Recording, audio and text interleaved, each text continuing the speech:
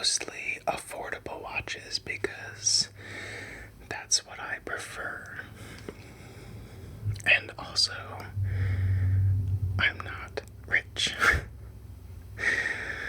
So, every watch that you will see in my collection is probably under $150. Some of them were gifts, and others I bought for myself.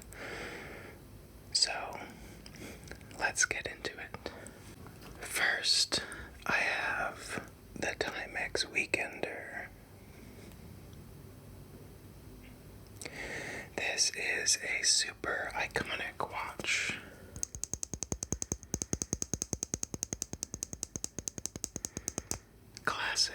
Classic timepiece.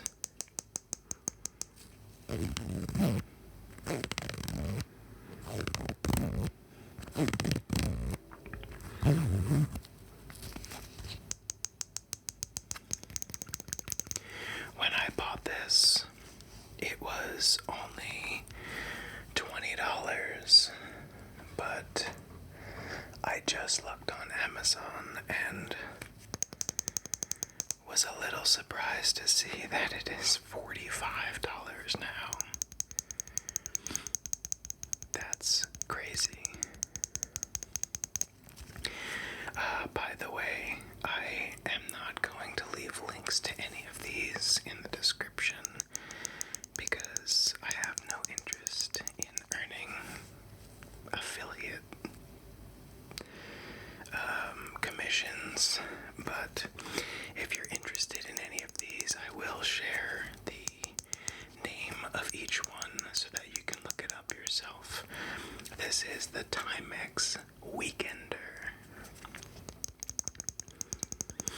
It's inspired by military watch design. It's super simple and very easy to read with a quick glance, which is important when you're out on the field. It's also called a field watch, this style. It has big, bold Arabic numerals, so it's really easy to see at a quick glance.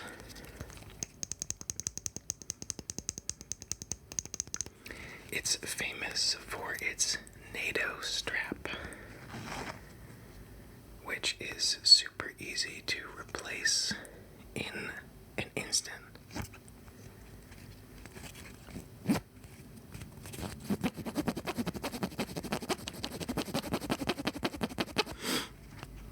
And also, if one part of the strap breaks, it is designed to stay on your wrist.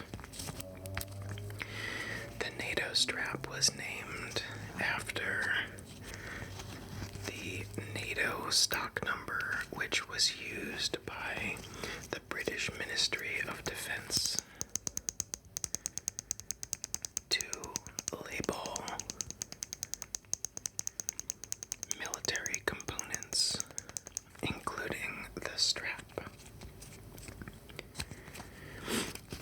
This watch doesn't have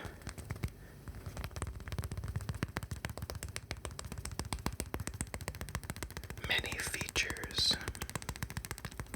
That's one of the things that makes it a good military watch.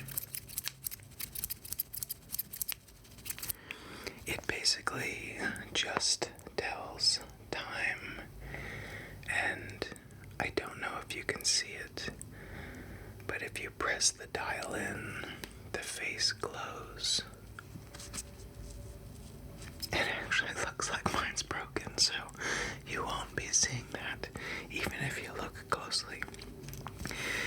But if you look really closely at the dial, at the face here, it says Indiglow, which is Timex's insignia, I guess, for faces that light up so that they're readable in the dark. Helpful for military watches, of course. I love this this watch because it's super simple, and when I bought it, it was very affordable. Not so much now that it's $45, but when I bought it, it was super easy to replace, and it's relatively durable, so if something does break, it's pretty affordable to replace. Or at least it was. Next up, we have the Timex Expedition. This is another field watch. The face sounds totally different. Just like the Weekender, it has a very simple face, and it is super easy to read with big, bold Arabic numerals.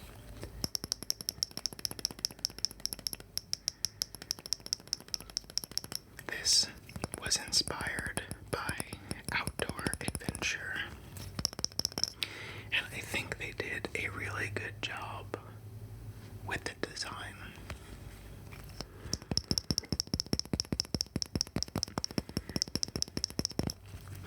When Timex first came out with these watches, they tested them by dropping them out of helicopters and freezing them in blocks of ice to show just how durable they were. There are a bunch of models of the Timex Expedition.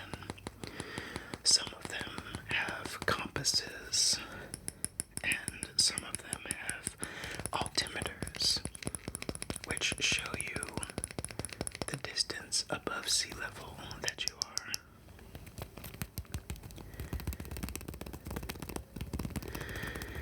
And those features make them more useful when you are out on an outdoor adventure. Just like the Timex Weekender, this features Indiglow, so the face lights up when you press in the dial. It looks like this watch is currently dead, so I can't show you that feature. To be honest, I haven't worn this one in quite a while, so that's probably why it's dead. But I do love the strap.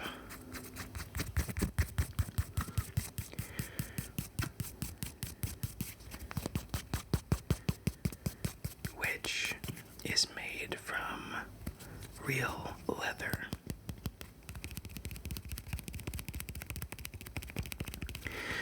In addition to the normal time telling, it also shows you the day of the month.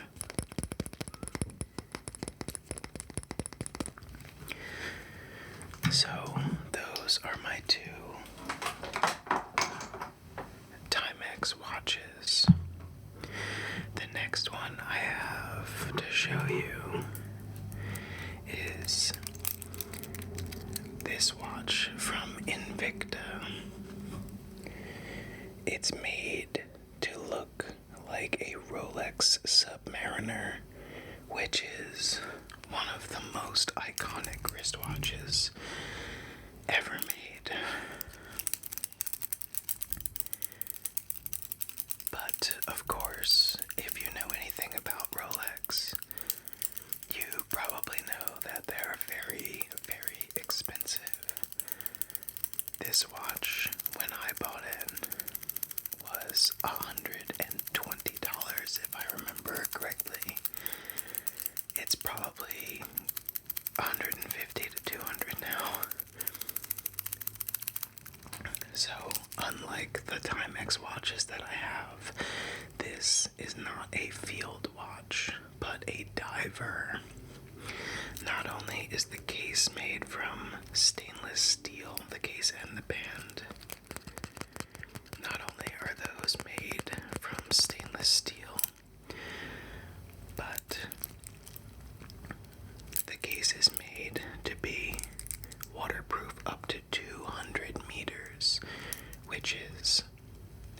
600 feet. So, unless you are a professional diver, chances are you will literally never need anything more water resistant than this.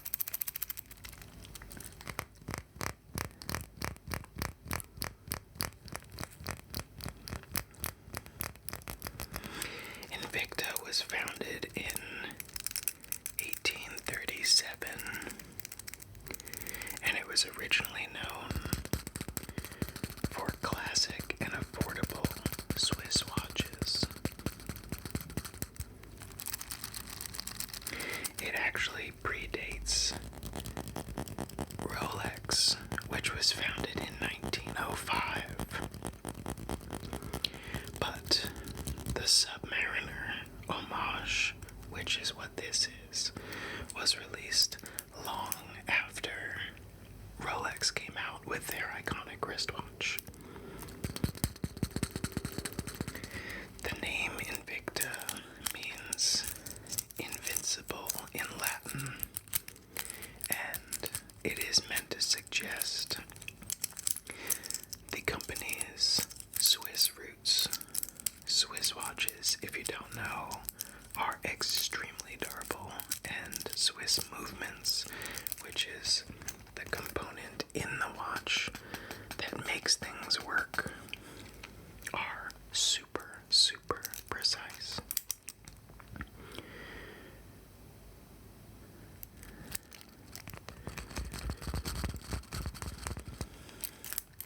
This is a diver watch, as I said, so the hours are not marked with numbers, but instead dots with, I think it's called tritium, which glows in the dark naturally.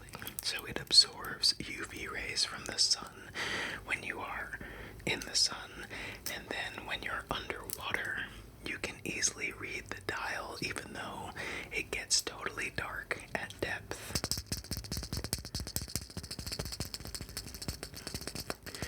Diver watches, in addition to being water resistant and having glow-in-the-dark or light-up features, have this ceramic bezel around the outside.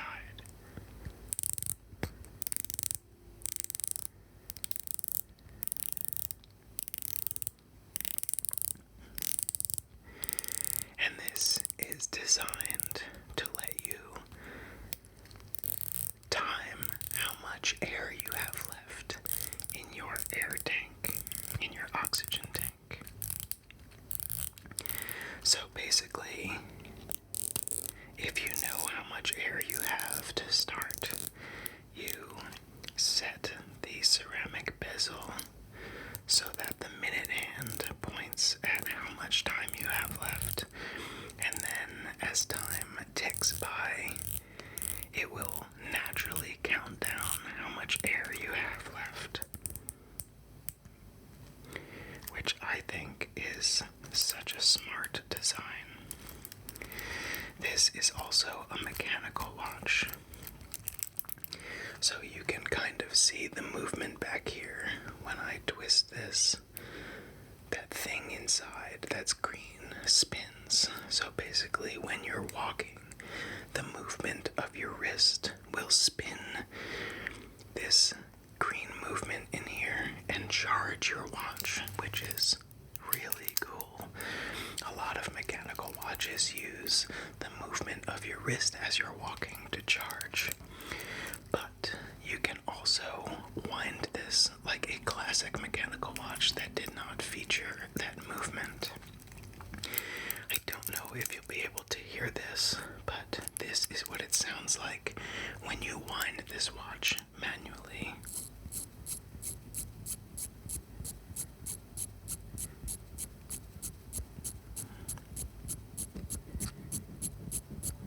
It's a very slight sound, but it's very satisfying in person.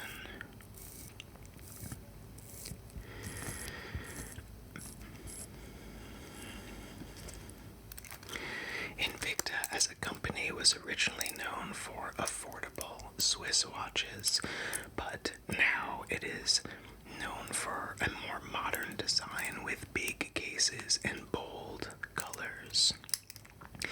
Some people love Invicta and others hate it. And even those who love Invicta don't love the homage watches that are made to look like other watches, like this one. Obviously, I don't mind since I have this watch. I bought this for myself and I love the design. And obviously, I am not someone who is going to buy a Rolex watch because they are crazy expensive. So, but I love the design of the Submariner, so this is one of my favorite watches for that reason. I get the aesthetic of the Submariner without the $15,000 price tag.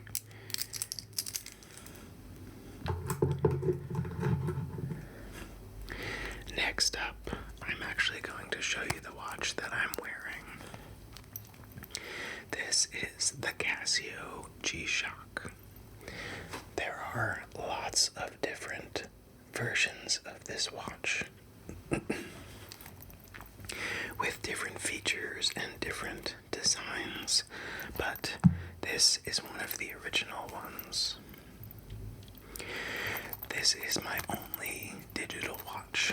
I tend to prefer mechanical watches like the ones that I've been showing you, or rather like the Invicta one. The Timex watches are technically not mechanical because they use batteries, but I tend to prefer the older faces, the watch faces that you kind of associate with a watch that's not digital. But the Casio G-Shock is such a cool watch. It is, a lot of people refer to it as being bulletproof. It doesn't actually have bulletproof glass or anything like that, but it was specifically designed to be just crazy, crazy durable. It was invented in 1981 by Kikuo Ibe. I'm probably pronouncing that wrong, and I'm sorry for that. He was a Casio engineer, and he designed the Casio G-Shock after a mechanical watch that he had shattered, and he set out to build a watch that was more or less indestructible, especially if you're using it in daily use. The G-Shock watches are known for their 1010 design. Basically, they were designed to withstand a drop from 10 meters. They were designed to resist water at 10 meters deep, which is just over 33 feet. And they were designed to have a 10-year battery life.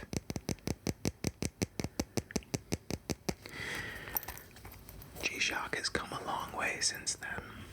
The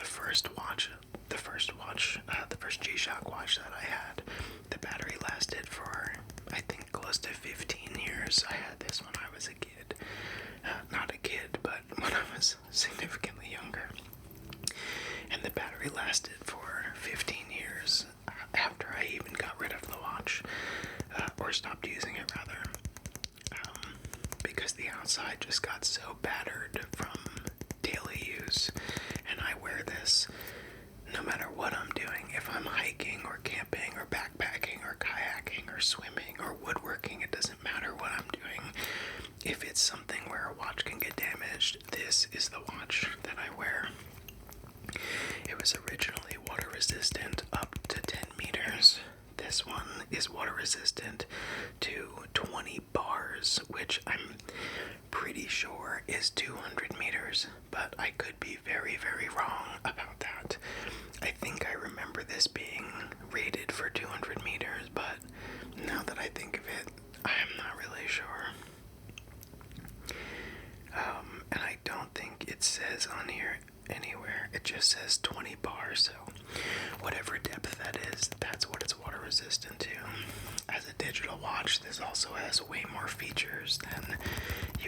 find on an analog watch.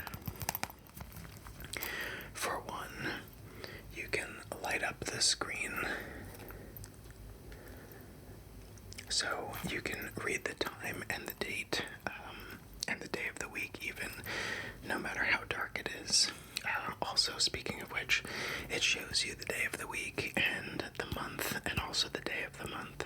You can also set timers and alarms on this. It's a digital chronograph, which means that you can use it as a stopwatch. And since it's digital, it's super, super reliable and precise. It just has a very different aesthetic than analog watches, of course. But while I prefer analog watches and how they look and how they function, I love how reliable and long-lasting and durable this digital watch is. Next up, I have this watch from Citizen. Citizen is a more modern watch brand, and this is one of the watches from their Eco Drive line of watches. It is a chronograph, as you might be able to tell if you know about watches. The Eco Drive line of watches is really cool because it doesn't use a battery and you can't wind it like a traditional mechanical watch.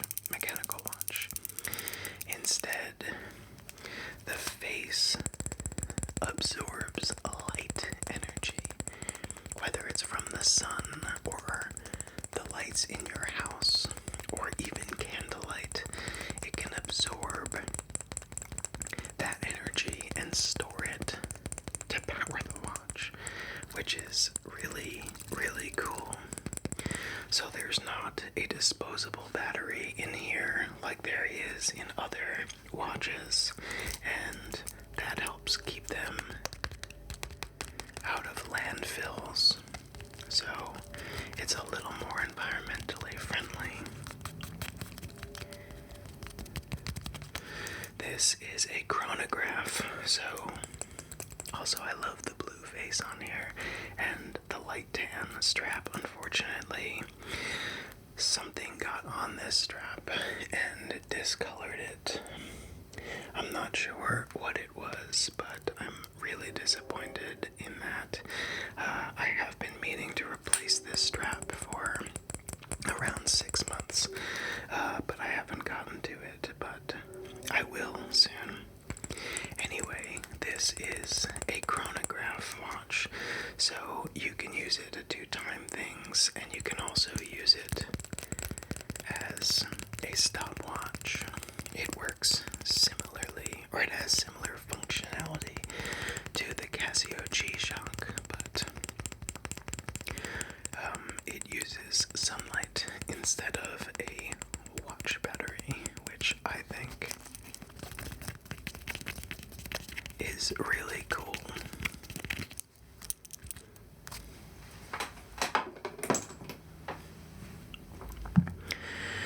Next up, I have this vintage Timex Indiglo. I say vintage because this belonged to my grandfather, and I don't really know much about it because the back of it is so scratched up that I can barely read it. It says Timex CR 2016 cell, water resistant, base metal bezel, stainless steel back, Philippines. But I can't make out anything else.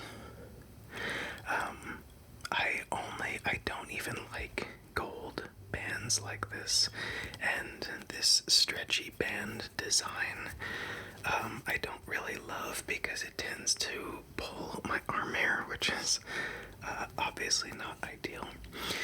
But I have this because it was my grandfather's, and I love watches, and I had to take it when he passed away.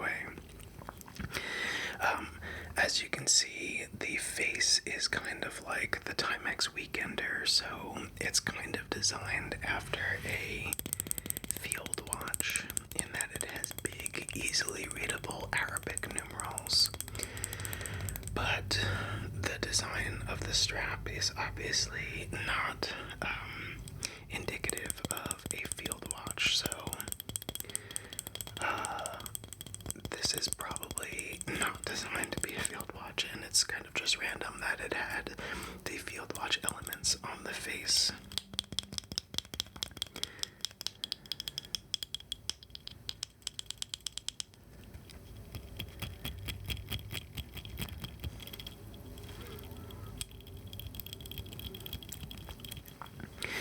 The backlight from Timex was introduced in 1992 from Timex, but the original illumination on a watch, I believe, was released from Casio.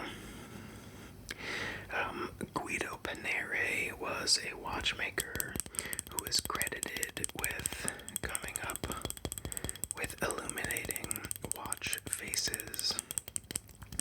But his design used radium, which gave off light because it was radioactive. And after obvious problems with the people who manufactured them, that was discontinued. Radium has a half-life of around 1600 years, but so it would last longer than you would ever need a watch realistically, but since it was radioactive, it was discontinued for obvious reasons. Modern Timex watches just use a small light to illuminate the face. This watch, since it's so old, is dead, so like all of my Timex watches, I can't show you the illuminating face, but that's that watch. Another watch that I got from my grandfather is this pocket watch.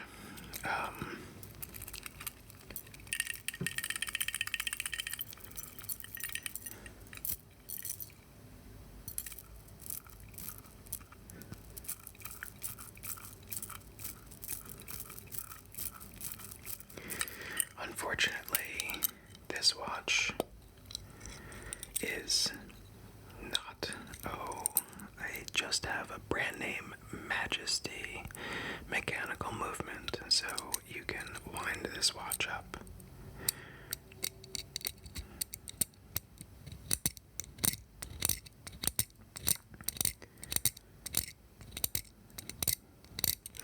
And that's how that movement is what moves the inside of the pocket watch.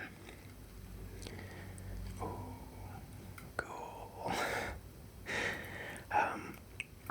But since this watch doesn't have a model number or anything, I don't really have a lot to say about it, other than it's super cool that it pops open, which I guess all pocket watches do, but this was my grandfather's, so I think it's extra cool.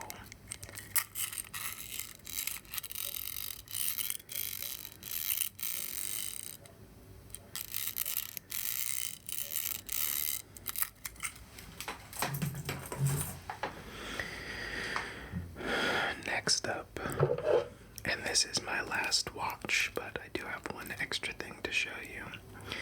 This is the Seiko SNN 241.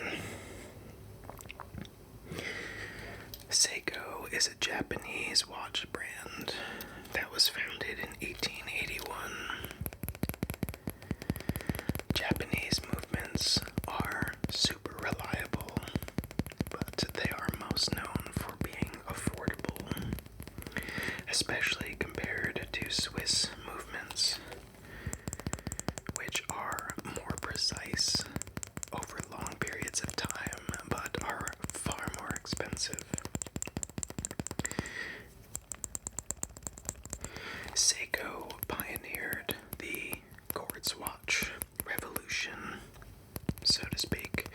so it's called, I guess I should say.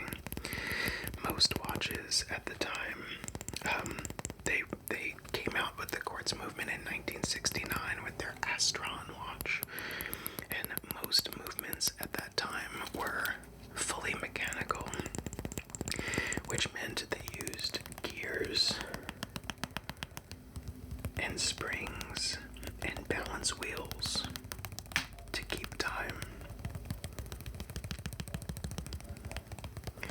Quartz watches rely on quartz crystals, which vibrate at precise frequencies when paired with electricity.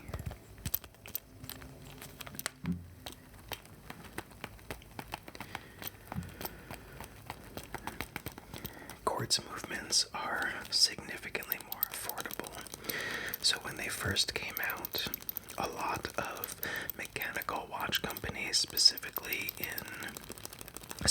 Swiss watch companies, went bankrupt in the 70s and 80s because people were moving to quartz movements, which are just so much more affordable. Seiko means something close to exquisite in Japanese,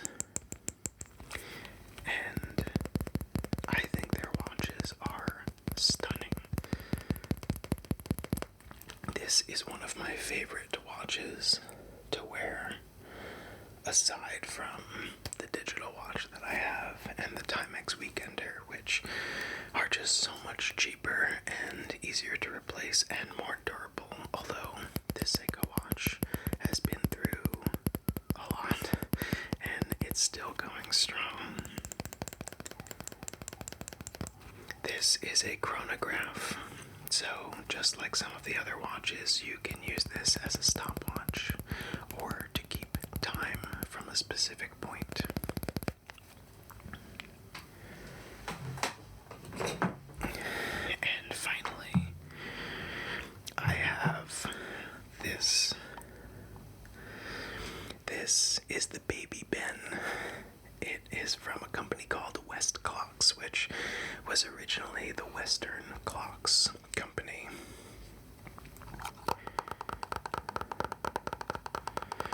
This was first introduced in 1910, which I think was a few years. That's a cool sound. I think that was a few years after the Big Ben came out. The Big Ben was also from the Western Clock Company, or West Clocks as they're called now, and they are designed to be alarm clocks. So I don't know if you can see it, but this dial is to adjust the time, and this dial is to set an alarm. So basically, you set the time, you set an alarm, you set this on your bedside table, and it wakes you up when you need to wake up. Obviously, clocks like this aren't used very much anymore because most people use other things like digital alarm clocks or iPhones. But I loved this clock and this design, and I've loved it for a long time, so I had to get one for my desk, in my home office. This is fully mechanical. So you wind this up.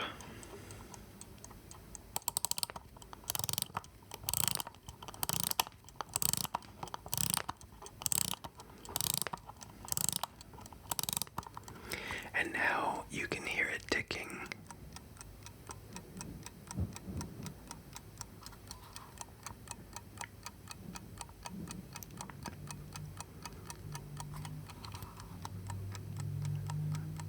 Or at least I hope you can. It's a very cool sound. And when it's quiet in my home office, I can hear this ticking in the background, and it's rather soothing.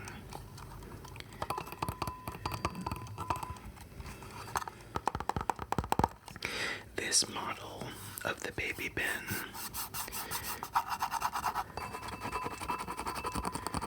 is from the 1930s. The those times were designed by Henry Dreyfuss and featured these big Arabic numerals and the round design. This was a really popular alarm clock for people from the 1920s to the 1970s. They even sold well during the Great Depression because they were so affordable and so reliable. The baby bin, the name baby bin, even became so iconic that people used it to refer to other bedside alarm clocks, kind of like Q-tip is used to refer to cotton swabs, or Band-Aid is used to refer to adhesive bandages.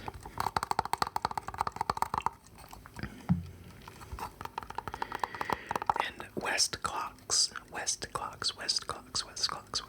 the company that made the baby pen, once ran an ad that said the clock was scientifically proven to wake even the soundest of sleepers. And I'm not sure that's true. And based on the year of the ad, I'm not even sure that West Clocks thought that was true.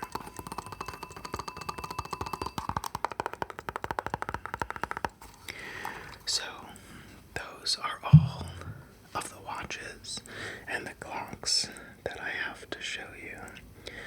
Hopefully, this was relaxing enough that you have already drifted off to sleep and are not rushing off to Amazon to buy any of these watches. Hopefully, you are already fast asleep, and if you are not, hopefully you have no problem drifting off to sleep now. Thanks so much for joining